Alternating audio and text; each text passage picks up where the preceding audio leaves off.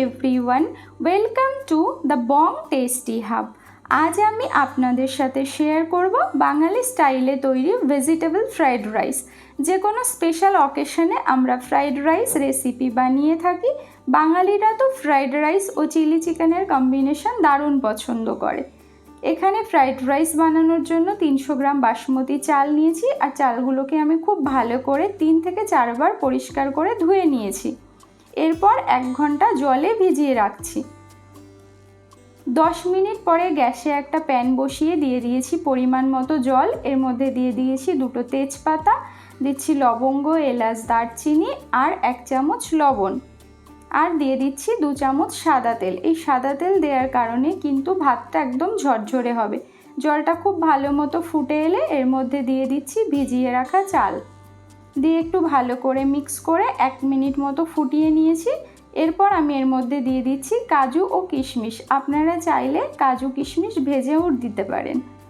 এবার আমি মিডিয়াম আঁচে 10 মিনিট এখানে চালটাকে সেদ্ধ করে নেব।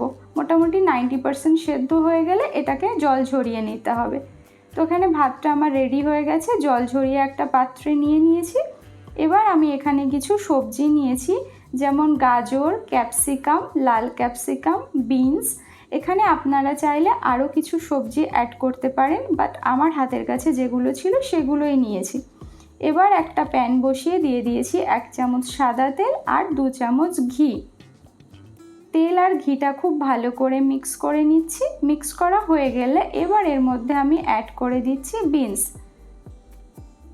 3 মিনিটের জন্য মিডিয়াম আঁচে আমি ভেজে নিচ্ছি। তো বিনসগুলো ভাজা হয়ে গেছে। এবার দিয়ে দিচ্ছি গাজর কুচি। গাজরও আমি 2 মিনিট মিডিয়াম ফ্লেমে ভালো করে ভেজে নিচ্ছি। স্বাদ অনুযায়ী এখানে একটু লবণ দিয়ে দিচ্ছি, দিয়ে ভালো করে মিক্স করে ভেজে নিয়ে এবার এর মধ্যে দিয়ে দিচ্ছি ক্যাপসিকাম কুচি আর লাল ক্যাপসিকাম, দিয়ে আমি 3 মিনিট লো ফ্লেমে সমস্ত সবজি ভালো করে ভেজে নেব। তো এখানে সমস্ত সবজি খুব ভালো মতো ভেজে নিয়েছে, সমস্ত সবজি সেদ্ধও হয়ে গেছে। এবার এগুলোকে একটা পাত্রে তুলে নিচ্ছি। এবার ওই একই কড়াইতে দিয়ে দিচ্ছি 2 চামচ ঘি। ঘিটা গরম করে এর মধ্যে দিয়ে দিচ্ছি সেদ্ধ করা ভাত, দিয়ে ভালো করে একটু মিক্স করে নিচ্ছি। আর এখানে দিয়ে দিচ্ছি আমি চিনি। 2 চামচ গুঁড়ো চিনি ব্যবহার করছি। আপনারা চাইলে গোটা চিনিও ব্যবহার করতে পারেন, তবে গুঁড়োটা দিলে খুব ভালোভাবে মিক্স হয়ে যায়। এবার ভালো করে মিক্স করে এর মধ্যে দিয়ে দিচ্ছি ভেজে রাখা সবজি। আর আমি ভাতটাকে 2 বারে ভেজে নিচ্ছি, তাহলে খুব সুন্দর ভাজা হয়। একবারে ভাজতে গেলে কিন্তু ভাত ভেঙে যায়। তো আলতো হাতে নেড়ে চেড়ে ভালো করে সমস্ত সবজি মিক্স করে নিচ্ছি, দিয়ে 3 থেকে 4 মিনিট আমি মাঝারি আঁচে ভেজে নিচ্ছি। তো ভাজা কমপ্লিট হয়ে গেছে। এবার এগুলোকে আমি একটা পাত্রে সার্ভ করে নিয়েছি। তো আপনারা ফ্রাইড রাইস রেসিপিটি চিলি চিকেন, চিকেন কষা, মাটন কষা, আলুর দম বা যে কোনো পনিরের সাথে পরিবেশন করতে পারেন। আর বাড়িতে গেস্ট এলে তো আপনারা এই রেসিপিটি দিলে আপনাদের প্রশংসায় তারা পঞ্চমুখ হবেন।